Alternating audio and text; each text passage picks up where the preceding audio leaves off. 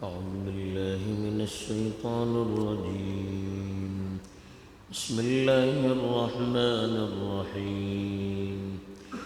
وإذا قيل لهم اتبعوا ما أنزل الله قالوا بل نتبع ما ألفينا عليه آباءنا أولو كان آباؤهم لا يعقلون شيئا ولا يهتدون ومثل الذين كفروا كمثل الذي ينعق بما لا يسمع إلا دعاء ونداء صم بكم عمي فهم لا يعقلون.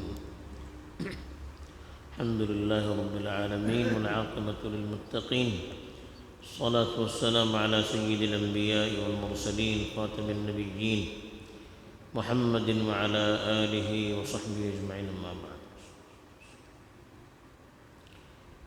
پیچھے گفتگو چل رہی تھی ان لوگوں کی جو اللہ کو چھوڑ کر دوسروں کی عبادت کرتے ہیں اور اللہ کی مخلوق کو اللہ کے برابر قرار دیتے ہیں اور کھانے پینے کی چیزوں میں بھی من مانی حلال اور حرام کی تشریح کرتے ہیں. جو کام اللہ کا ہے وہ کام خود کر کے کسی چیز کو حلال کسی چیز کو حرام قرار دیتے ہیں. اب ایسے لوگوں کی مزید ذہنیت بیان کی جا رہی ہے کہ جب ان کے سامنے صحیح بات بیان کی جاتی تو اس کا جواب وہ کس طرح سے دیتے تھے. چنانچہ ارشاد ہے وَإِذَا قِيلَ لَهُمْ، جب ان سے کہا جاتا اتبعوا، قبول کیجئے، ما، ان چیزوں کو، انزل اللہ، جن کو اللہ نے نازل کیا ہے. قالوا، جواب دیتے ہیں بلکہ نتبع، ہم تو قبول کرتے ہیں، ما الفینا علیہ آباءنا، ان چیزوں کو جس پر ہم نے اپنے آب و اجداد کو دیکھا ہے. اولو کان آباؤہم، کیا اگر ان کے آبا و اجداد لا یعقلون شیئا، کسی چیز کو نہیں سمجھتے ہیں، ولا یہتدون، اور صحیح راستے پر نہیں ہے، یعنی تب بھی ایسے ہی کرو گے. تو یہ ایسے لوگوں کی ذہنیت اور نفسیات ہوتی ہے جو اپنے دماغ کو استعمال نہیں کرتے ہیں، غور و خوض نہیں کرتے ہیں، بلکہ اپنے ماحول کے پیچھے دوڑتے ہیں.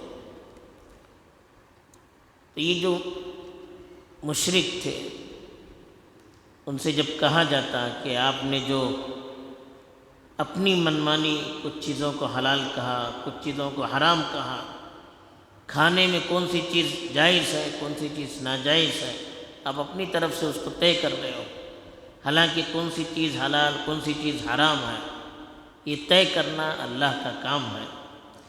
آپ ان بتوں کے سامنے جھکتے ہو جن بتوں کو آپ خود تیار کرتے ہو، اور ان چیزوں میں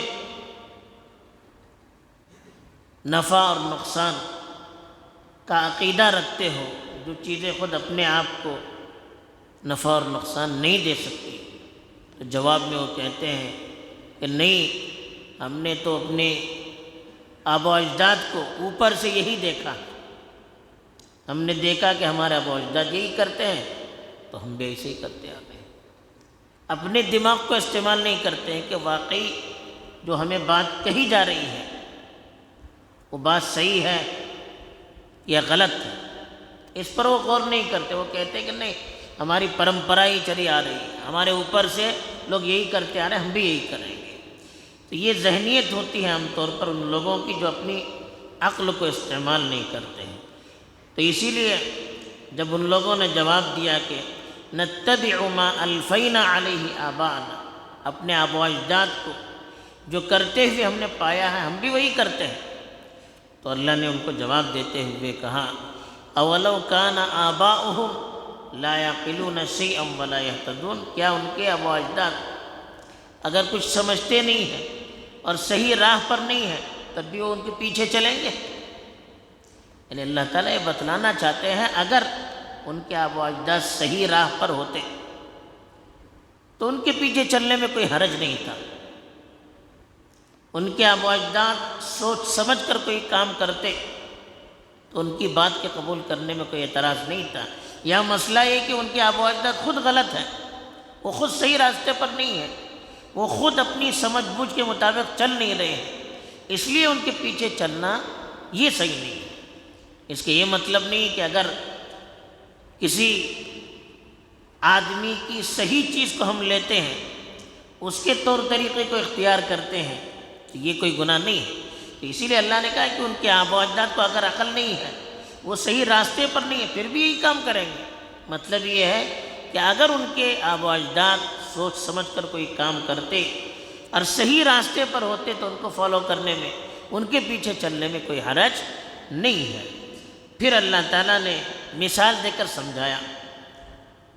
اللہ کے نبی صلی اللہ علیہ وسلم اپنی قوم کو دعوت دیتے تھے لیکن وہ اس پر غور نہیں کرتے تھے، سمجھتے نہیں تھے. اس کی مثال دی، جیسے کوئی بکریاں چراتا ہے اور بکریاں چرانے والا اپنی بکریوں کو سنبھالنے کے لیے کبھی ڈانٹتا ہے، کبھی چیختا ہے. اب وہ کیا کہتا ہے یہ تو بکریوں کو سمجھ میں نہیں آتا، ان کو تو خالی آواز آتی ہے، چیخ و پکار آتی ہے، لیکن وہ کیا کہہ رہا ہے چرانے والا ان سے کیا کہہ رہا ہے یہ ان کو معلوم نہیں ہے. تو یہ اللہ نے ان کی مثال دی. جو مشرک ہوتے ہیں ان کی مثال دے کہ یہ لوگ کچھ سمجھتے نہیں ہیں، غور نہیں کرتے ہیں، نبی کیا کہتا ہے، کیا سمجھاتا ہے، اس پر غور نہیں کرتے ہیں. تو ان کی مثال تو جانوروں کی سی ہے، جو خالی آواز تو سنتے ہیں، کیا کہا جا رہا ہے یہ ان کو معلوم نہیں ہے. تو اس لیے کہا وَمَثَلُ الَّذِينَ كَفَرُوا، جن لوگوں نے کفر کیا ان کی مثال كَمَثَلِ الَّذِي، اس شخص کی طرح ہے، يَنْعِقُ، جو پکارتا ہے، بِمَا لَا يَسْمَعُ إِلَّا دُعَاءً وَنِدَاءً، اس شخص کو جو صرف آواز اور پکار کو سنتا ہے. یعنی اللہ کے نبی کی مثال دی چرواہے کی طرح جو سنبھال کر لے جاتا ہے، بکریوں کو اپنی سنبھال کر لے جاتا ہے. تو اللہ کے نبی بھی اپنی امت کو، اپنی قوم کو سنبھال کر لے جاتے ہیں. لیکن جو بکریاں ہیں جن کو لے جا رہا ہے ان کے اندر سمجھ بوجھ نہیں، تو وہ چیختا ہے، پکارتا ہے، تو بکریوں کو تو صرف آواز آتی ہے. تو کہتے ہیں کہ یہ لوگ بھی بکریوں کی طرح ہیں، کسی چیز پر غور نہیں کرتے ہیں، ان کو تو صرف آواز آتی ہے. نعق ینعق کے معنی آواز دینا، چرواہا جب بکریوں کو آواز دیتا ہے اس کو کہتے ہیں. تو اس شخص کی طرح ہے ینعق، وہ پکارتا ہے بما لا يسمع الا دعاء ونداء، اس شخص کو جو صرف اس کی آواز اور چیخ پکار کو سنتا ہے. سم، پھر اللہ نے کہا یہ تو بہرے ہیں، یعنی سن کر عمل نہ کرے تو فائدہ کیا ہے. بکمن، تو گونگے ہیں، اچھی چیز جانتے ہیں پھر بھی زبان سے اس کا اقرار نہیں کرتے ہیں. عمیٌ، دیکھتے ہیں پھر بھی کوئی عبرت نہیں لیتے تو اندھے ہیں. تو یہ تین چیزیں ہوتی ہیں، سنتا ہے آدمی اور سمجھتا ہے، دیکھتا ہے آدمی، عبرت لیتا ہے، اور جو چیز حقیقت ہوتی ہے زبان سے اس کو ادا کرتا ہے. تو تین چیزوں سے انسان ہدایت کو حاصل کر سکتا ہے. معلوم نہیں تو پوچھتا بھی ہے، یا تو زبان کو استعمال کرتا ہے، یا کان کو، یا آنکھ کو. تو یہ اپنی تینوں چیزوں کا غلط استعمال کر رہے ہیں.